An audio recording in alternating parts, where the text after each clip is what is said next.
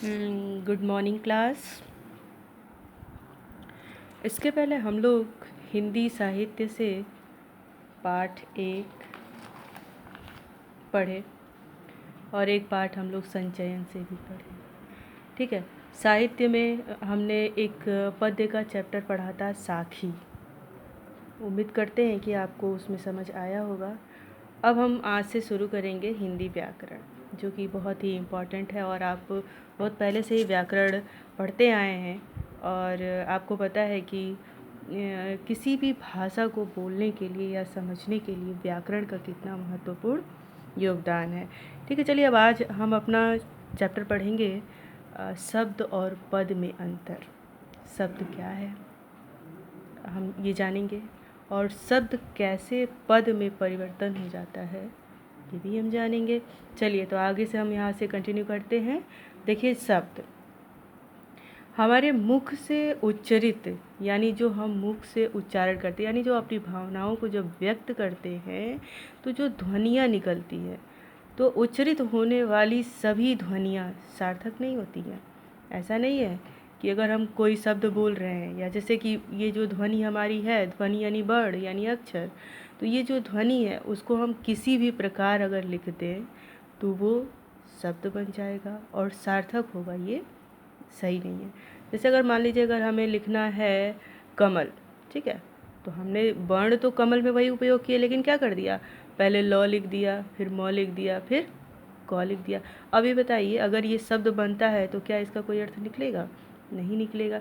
लेकिन इसी को अगर हम लिखें क म और ल, तो इसका अर्थ भी हमें पता है। इसे हम क्या कहते हैं? शब्द कहते हैं। जैसे देखिए, इन ध्वनियों में जब किसी भाव या विचार को करने की सार्थकता आ जाती है तब यह शब्द कहलाती है।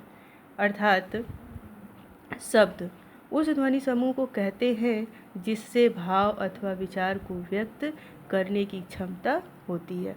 भाई, अगर हमारे पास शब्द ही नहीं होंगे, वर्ण का ज्ञान ही नहीं होगा, तो हम अपने विचारों या भावों को किस प्रकार से प्रकट करेंगे? तो शब्द क्या है? उसका माध्यम है। हम अपने भावों को, अपने विचारों को दूसरों के सामने प्रकट करते हैं। एक या अधिक वर्णों, वर्ण यानी ध्वनियाँ, वर्णों से सार्थक इकाई शब्द बनती है, वो शब्द कहलाती है।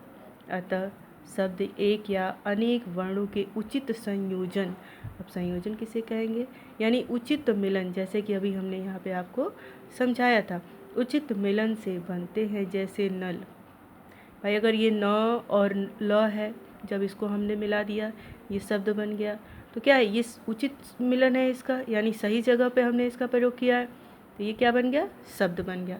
अगर इसी को हम लिख देते ल फिर न, तो वर्ण तो यही रहते, लेकिन क्या सार्थक शब्द बनते?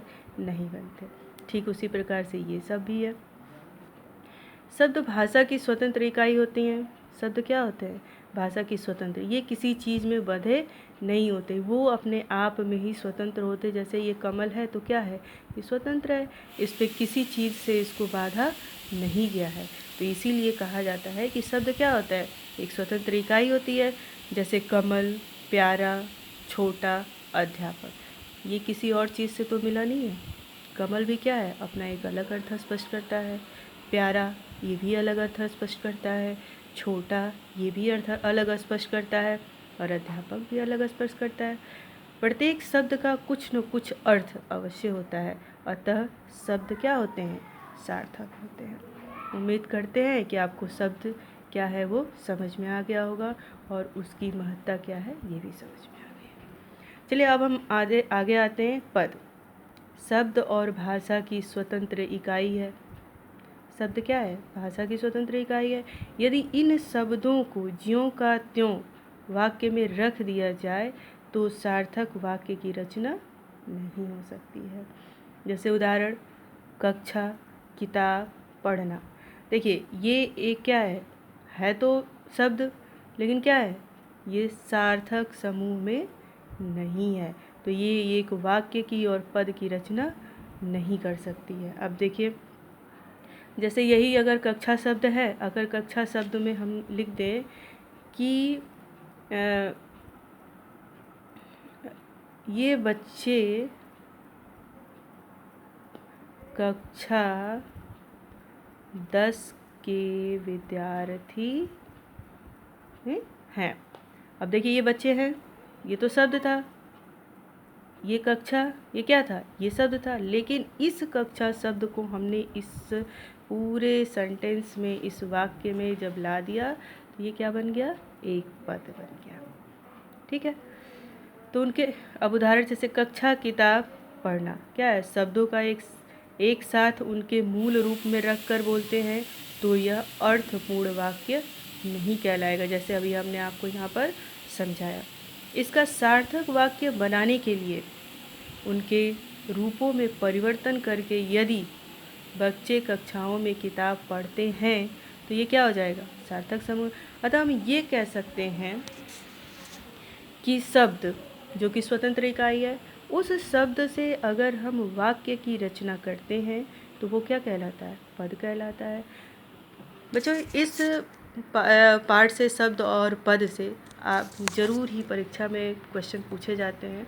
हाँ, मैं ये तो नहीं कहूँगी कि बहुत बड़े नंबरों का पूछा जाता है, 1 ही 2 नंबर का पूछा जाता है, पर ये हमारे लिए बड़े ही महत्वपूर्ण हैं। इसमें आगे भी बहुत सारी चीज़ें हैं जो हम आपको समझाएंगे।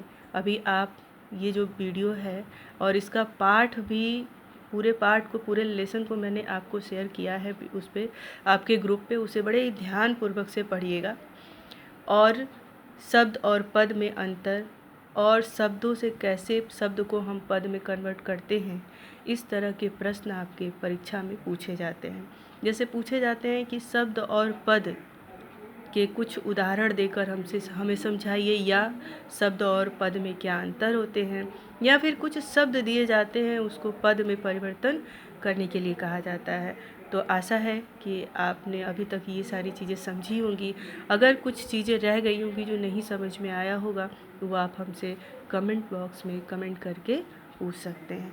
इसे ध्यान से पढ़िए और समझिए। इसके आगे का भाग हम दूसरे वीडियो में समझाएंगे आपको। धन्यवाद।